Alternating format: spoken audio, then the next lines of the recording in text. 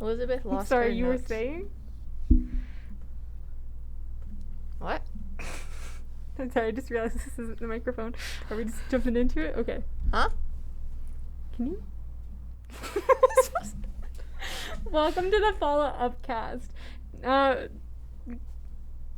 Movies. Thank you, Elizabeth. That was such a great introduction. This is the FALA Upcast. I can't. I'm sorry. Continue. Is it really called the FALA? Yes. Yes, that's our name. It's on the wall. Why is the L so much longer than like all the other? It's artisan. Okay. Welcome to the FALA Upcast. I don't even know what to say about this. We watch movies? We review them? Do you want me to introduce it? Maybe. If you have like a spiel. Yeah, sure. Okay, we'll just start here. Hello, everyone, and welcome to the first episode of the FALA Upcast, Media Productions' first episode of our new podcast.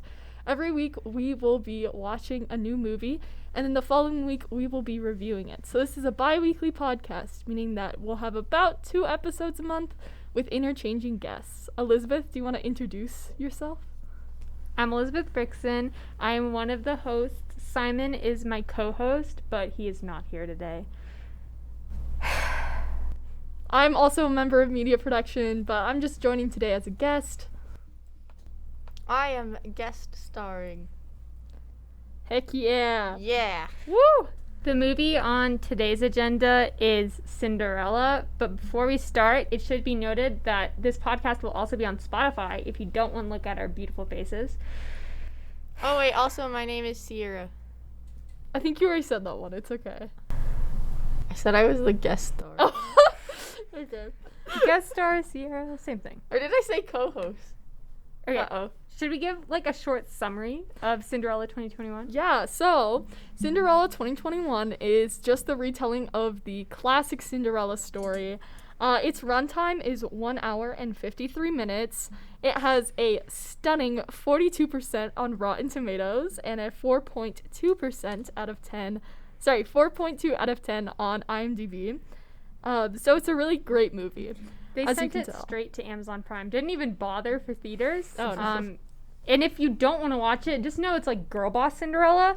Like, instead of wanting to get married to the prince, she just wants to make dresses, and that's the only difference. Feminism. But it's Yeah. also a jukebox musical in part, meaning that like the songs in the movie are actual songs that are like on the radio, but they're like worked into the story. But then there's also some songs that were just made for this film. Yeah, no, can we talk about I did not like the mix between like the pop songs and the musical songs. Like if they were gonna make original songs, I feel like they should have just like stuck to that aspect. Like why did they bring Salt and Pepper into that? Like and Madonna? They used Material Girl for like one of the I think like the dance scenes, and that's just like the worst possible song I can think of. It doesn't even relate to the like themes in that scene. It reminds me of Glee, where they just pick a song that like vaguely relates to the situation, but like not really. Like the theme of the song doesn't actually line up with what's happening in the movie during that time. They just thought, hey, this is a popular song. People will love it. And they just throw it in there. True. Speaking of Glee, though, the mother, the stepmother in this movie is played by the same woman who plays Rachel's mom in Glee, which I think is hilarious because she is not even that old and she looks really young. So I just find it ridiculous that Hollywood keeps casting her as someone's mom. Like it, and also that brings me to my next point. The king, the actor who plays the king and the actress who plays the queen have like a 10-year age difference. And this movie is just the perfect example of Hollywood refusing to cast any older woman. Oh, and Dina Menzel. Oh boy. She's not a bad singer. She is not a bad actress, but I feel like she doesn't make enough character choices. Like the writing and the direction were already pretty vague, I'm guessing. But she made no like character development choices, and I couldn't tell if she was like the evil stepmother or like not an evil stepmother the whole time, because she was like nice to Cinderella at some parts, and then at other parts she's like, ugh, you suck, your father sucks, and now you're gonna do the chores or whatever. But then she's like, oh, I love you. Did I tell you about this secret time when I played the piano? Like, what? Yeah, she some made really no good character choices. Like, some really good acting. If you did not watch the movie, the lead cast as Cinderella was Camila Cabello. Classic. Was she on Disney Channel? No, she was not. She was in like a girl band, like a band of girls that broke up. oh yeah, I think it was called like it's something about a harmony. Fifth Harmony? Spice Girls. Yes. Mm-hmm. Did I just touch the mic? Don't touch them. Sorry, I'm gonna put my hands away. I don't think her acting was that bad for her first acting gig. Like, pretty decent. The acting was good and the singing was fine. It was like classic Camila Cabello singing, which also didn't really fit with the music. Like it was like the pop songs, like the really like the not in the bad way for that reason, but you know, like her like screechy like belting noises. Which I'm not like hating on. Like it's a style of singing, but it didn't fit with this at all, and I felt like it was just used as a like distraction from the fact that there was not much going on in the choreography or even like the blocking of the scenes at all. I don't know. It was just disappointing. If we're talking about voices, can we talk about the fact that they have no consistent accents? Yeah, Like, some of the people were British, some of them weren't. I think there was an Australian guy, and there was no explanation for that. Like, I don't know where this was set. I don't know why they chose to just, like, throw James Corden? Oh, I actually know why. So, one of the producers on this movie was James Corden. He was probably like, if I pay you enough, will you put me in the movie? I mean... Okay, but can we acknowledge the fact that this is the second musical that James Corden has been in where he's a terribly animated CGI animal? What was Like, he in? you Was it would have Prom? thought he learned his like lesson from starring in Cats 2019, but he wanted to be a CGI animal once more, and so he made himself a terribly CGI'd British little mouse who sings in the Cinderella movie. And then like when they turn into humans, they like make. Can I say bad words? No. They make jokes about male genitalia, which I thought was an interesting choice for a PG movie. I don't know. It was a little bit hidden, which was fine. No, it wasn't. No, it wasn't. It was a little hidden. They didn't blatantly say the word, so like it still fit in with the rating. But yeah, it was just an interesting choice for like a kids targeted movie for sure. Yeah. Okay. Also, some more stats about the production of this film, if you can call it that. The director was Kay Cannon, and I was like, who is this? I've never heard of this woman in my life. But apparently she wrote and produced the series of Pitch Perfect films, and she was also a writer and producer for 30 Rock and New Girl. So I was like, I liked New Girl a lot, but just like seeing this, I was like, where did she fall off? I don't know. It was just kind of disappointing. Yeah, I see like no connections between this and New Girl. Sierra and I, for podcast listeners, we are avid New Girl fans. Yes, So, we are gonna be New Girl characters for Halloween. yes. Hopefully, Bridger is gonna be Cece. Wait, no, Otis is going to be Cece. I don't think they want to know about our Halloween costume. I thought it was pretty interesting. It's okay, Sierra. I like your costume.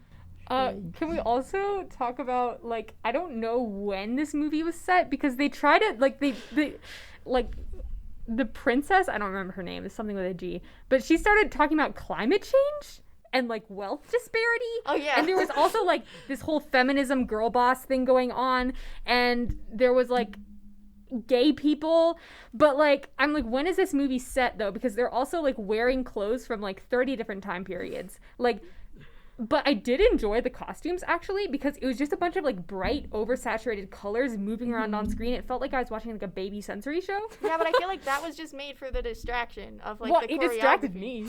But it's not in a good way. Like, they could have utilized the color to fit with a scheme or something, but they were just like, blam, color, distraction, and then you weren't paying as much attention to, like, the choreography. Cocomelon vibes. So it was just...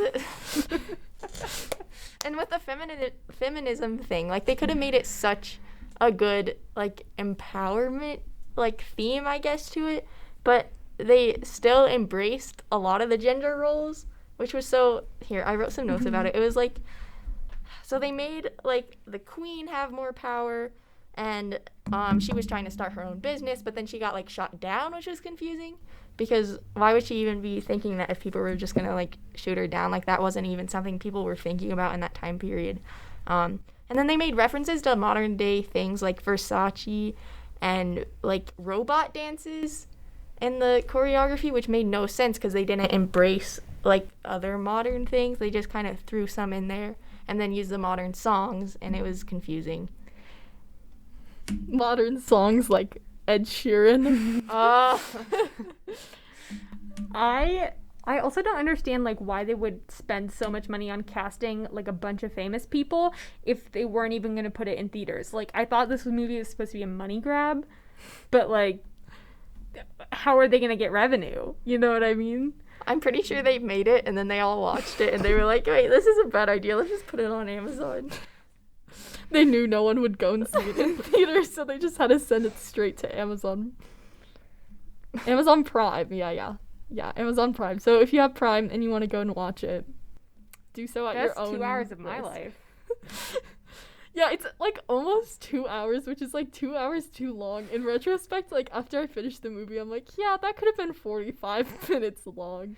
I think I got like an hour and a half of the way through it, and then I had like 30 minutes left, and I just couldn't do it anymore. See, when I got to that 30-minute mark, I started looking at reviews because I was like, why is the movie still happening? And when I was looking at the reviews, like the number one complaint was the casting of the prince, which I think like a lot of people were roasting him, like calling him ugly. I wouldn't say he's ugly, but like he does look like he could be the lead singer of like a 2009 boy band. Like, he only wears black for the entire movie. And he had the whole like rebellious against his father thing, which I feel like, I don't know, they like changed the storyline of Cinderella a little bit, but then again didn't like change any of the gender roles or anything, and I just thought it was a really like wasted opportunity. Yeah. And some of the language too, like I think they tried to use like Gen Z language or even like millennial language. They were just like, oh, chicks dig it, or like, what did they say, like, oh, that slaps. And what? Why would you like include those words if you're not going to address any other like modern elements in this? And I think that they were aiming for it to be like timeless because it includes like every time, you know? Like, I just feel like, yeah, in hindsight, like it just feels like a little bit off-putting. yeah.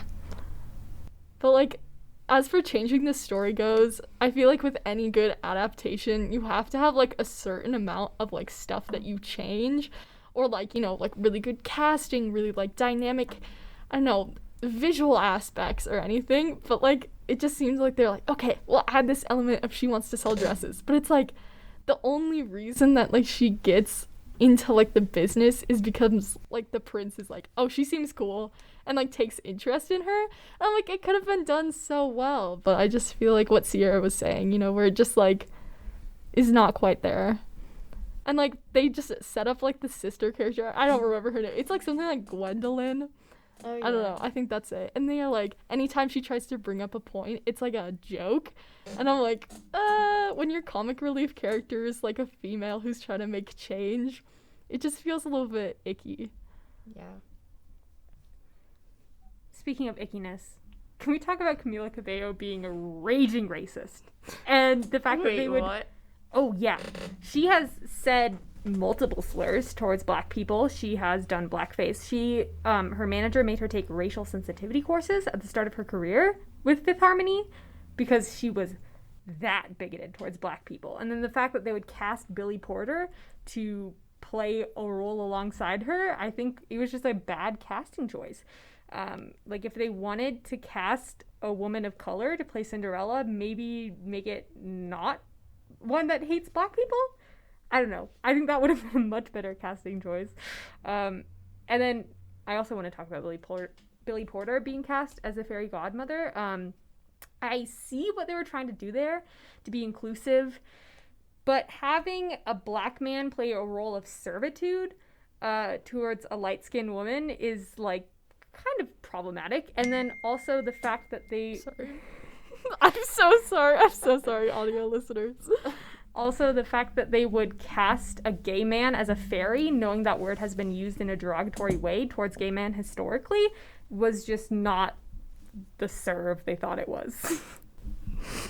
Mm-hmm. Yeah, they were definitely trying to make it more like inclusive or like do something with the LGBTQ community, but I feel like even what they tried to do with him wasn't like it wasn't even a good push. Like, I think he kind of over dramatized the role, which might just be Billy Porter, but yeah, that is most of the roles he plays. Like, he is just like a very flamboyant man. Yeah. Like, a lot of, in fact, that scene that got a lot of like criticism because he, like, you know, they were snapping and saying "Yes, Queen." Like, it got a lot of criticism for being like stereotyping. That's just they were ad-libbing that scene. It was like entirely improvised. So I don't think it was like written to make him a gay stereotype, but like I think if you're not familiar with Billy Porter, it might come off with that yeah, for sure. to viewers. So I think that's like a totally valid point to Yeah. make. Yeah. I feel like that's valid. A lot of the criticism I've seen is like surrounding that issue of this movie. Yeah. Can we talk about the singing? The belting. Oh my god. Okay, so obviously, like they do in all singing movies, they recorded the audio separately in a studio and then put it over the video of them like fake singing. But the audio was so poorly synced. It was like 2 seconds off constantly. So their mouths would be moving and it would just not match the words they were saying whatsoever. I kept on like trying to reconnect my AirPods to my laptop because I thought it was something that I was doing wrong. I literally transferred to like wire earbuds because I'm like, oh man, my AirPods are just really messing with the sound. And it didn't get better. And whenever Camilla would sing, she does like the jaw thing, like the when people like belt, and that just wasn't in most of the songs. Like the kind of, I don't know how to describe it, like the fluctuation in the voice, or like the I can't think of the word, but you know when they like kind of sing that, but also when they're like push notes out to sound more like yelling versus belting. She kept trying to make it, I think, look like she was like changing the fluctuation in her voice, but she wasn't really, and it just really got on my nerves because it was not good lip syncing at all. Yeah, my favorite part was when they would use the same song like 3 times and keep reprising it. I thought that was really good. My favorite part of any musical is always the reprises that are slightly slowed down and don't move the story along. Yeah. Also, like the songs that they added in for this movie sound like they were written in like 10 minutes. Like, I wouldn't be surprised if it was like James Corden like on set being like, wait guys, we forgot to put a song in this area. We have to write something right now. Yeah, I feel like they had to do a lot of like reshooting scenes and then just kind of threw those in there because they gave up like halfway through. They're like, you guys saw Hamilton, right? That was pretty good. We could do something like that. We could do something like Not that. to be a hater towards like people with glasses, but it didn't like really, really bother me that when the mice turned into humans, like some of the humans just like had glasses. Where are those glasses on the mice? I feel like if you're going to commit to putting glasses on characters, you better give them to the mice. Why too. would you put them on mice? That Well, doesn't make sense. Why would you turn the mice into humans and then give them glasses? Like, if they had bad vision before. Because they're not supposed to look like the mice, are they? They're supposed to be totally different characters, like people that exist. I don't think glasses people deserve representation. Okay. I wear contacts. Hey so- there. Sorry, I have perfect vision, so. But like when you're creating characters, you have to give them one defining trait if they don't have a personality. So that mice then becomes glasses. Glasses mice. No, And that's the because whole not all the personality. mice were wearing glasses. Like, I thought maybe they were trying to make, like, the blind mice joke. But then I was like, where's James Gordon's glasses? What is it? Corden, I Corden? think. Yeah. Okay, sorry. Actually, not sorry. I'm not a fan of James If you Gordon. have 20/20 vision, why are you still bad at driving? Like, it seems like you can't. This is a Okay, movie okay. podcast. Well, Hey, that's a little bit uncalled for. you're the one hating on the glasses. Okay, anyways, the belting in the songs. Oh god, I touched the mic. Sorry, Bridger. The harmonies, they're constantly in like dissonance with each other, where they're like clashing, which is a tool that like a lot of composers and like singers use to, at least I think I'm using the right terminology, to like build up kind of the tension and then have like a big sweet release at the end so that it's all that more satisfying. But I feel like most of the songs were just constant. They were like constantly in dissonance, and none of the harmonies matched. Even us, like especially with the evil stepsisters or whatever. like their singing did not match at all, and their acting clashed too. Like they were way overacting.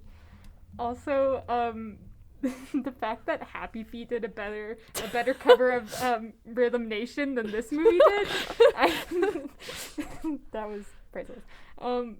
But you were talking about their acting, and like I do agree that it was just like comedically evil, and then at the end, all the evil characters just like turned good. Yeah, they like in the last 20 minutes, they just like resolved their entire character arcs. It's like, I once played piano. Remembering that fact made me good again. No, she's all, I have never told anyone this, but I used to play the piano, like, okay. And then she goes on to play the piano, like, in the house. And I don't know. I'm That's not just, even gonna lie, too. Cinderella's dresses were ugly. Like, Oh my I would have gosh. shut her down, too. They I would have looked been like, yeah. they looked like 2012 prom dresses. They did. Yeah. The A-lines? All the tulle. All the two. Oh, God. Also, the fact that, like, the glass slipper is such an intricate part of the story. And I think there was, I'm not sure what year it came out. I think 2016.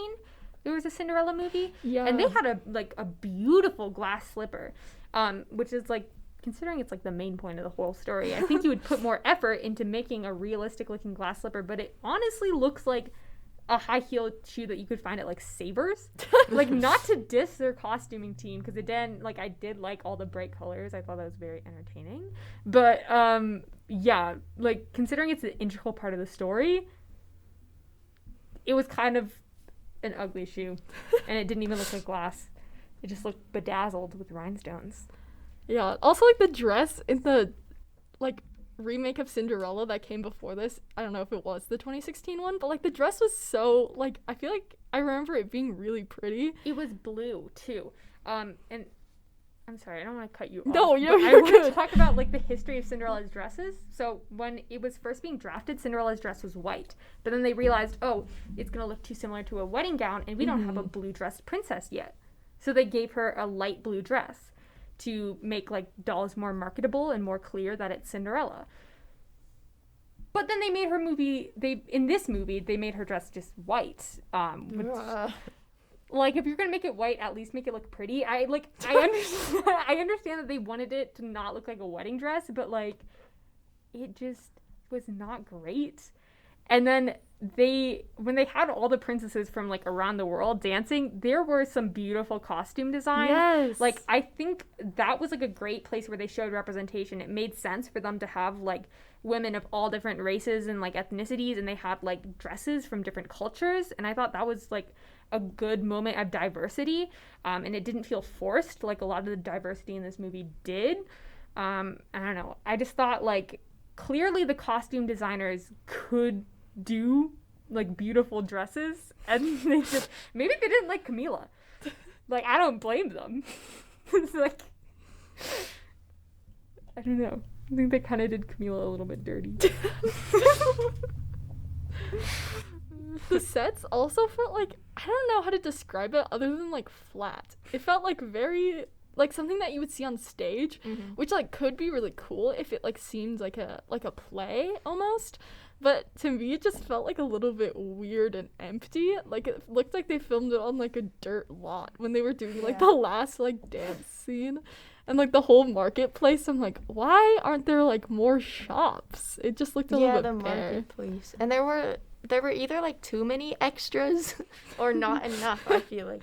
Because at the marketplace, like she'd be talking to one of the market owners, and I would notice like no extras around. Like they just kind of disappeared in some of the scenes, I feel like. But then in others, like the dance scenes, they just like crammed everyone into one, which I guess is kind of like the musical aspect. But yeah, it definitely felt like a stage play or like a musical that just had a low budget set development. Something that I did really like about it though was like I grew up watching a lot of like Disney Channel and like Disney movies, so something about it felt very Kenny Ortega, which is like the director of like High School Musical, and like he did some other like Disney projects too. I don't know, it was just like kind of fun in that way, where they'll have like the big like dance numbers with like a bunch of people in it with like a drum break. Something about it just felt very like Kenny Ortega to me. So that was kind of fun. There was a lot of backflips happening. Like, that's all I noticed about the choreography. I'm not a dancer, so I couldn't tell you if it's, like, good or bad choreography. But I did notice there was a lot of people flipping. So. The flips make up for the fact that the people who they cast don't know how to dance. So they had to do very, like, minimal choreography that they could learn in, like, a day. I've gone through all my notes aggressively. Okay, well, we could compare this to the other Cinderella remakes because there's been a lot of them. There's, like, the one with Selena Gomez where she had, like... There was one with the one Selena that was, Gomez? like, Cinderella Story. Oh, yeah, like a Cinderella another- Story. DJ Cinderella. I'm sorry, what? DJ Cinderella? DJ Cinderella. What? The 2016 one. The original. I mean, I just feel like, at least in the... in the Selena Gomez one, at least they made, like, very decisive choices in how they were going to shake up the story. And so, I don't want to pit Selena and Camila against each other, but, I mean... Didn't that one take place, like, modern Yeah. day, too? Like, they were at a dance studio, I Uh-huh. think, and that was, like, the key part. I don't know if I've seen that one all the way through, but I've definitely seen clips and, like... I think instead of dropping, like, a glass slipper, she drops her iPod Shuffle. Because Oh it's my from, like, God. the early 2000s. Also, mean- like, she just threw off her slippers in this movie, which I was like... No, she, Okay. like, chucked it at one of the people, like, one of the guard people. She's like... Or one of the guards was like, oh, yeah, she just chucked this slipper at me. And then they take it, and they didn't really make much of it. Like, they were trying to make it a joke, but I don't know. I felt like it didn't really do much to the story. The ugly Saber shoe. Imagine you're working your 9 to 5 at the castle, and you're just trying to get off of work, and someone just runs out at midnight. I guess it wouldn't be a 9 to 5 then. They just run out at midnight and throw this shoe at your face. I mean, it's glass. I appreciated the fact, though, that they addressed that the prince should be able to recognize her with or without a dress on. Mhm. And I did appreciate the fact that we did not have to see, like, copious shots of feet. That was a problem in, like, every other Cinderella remake. You just had to see, like, so many feet. It wasn't even that bad. I think you're just scared of feet. That's why I can't watch Quentin Tarantino films. But I appreciated the lack of feet and feet discussion. I'm so pissed about the slipper. It seemed like a pretty big budget film. I mean, they, like, casted so many famous, like, well-paid Yeah. celebrities. And fairly well-known producers, too. Like the New Girl one. How should we wrap this up?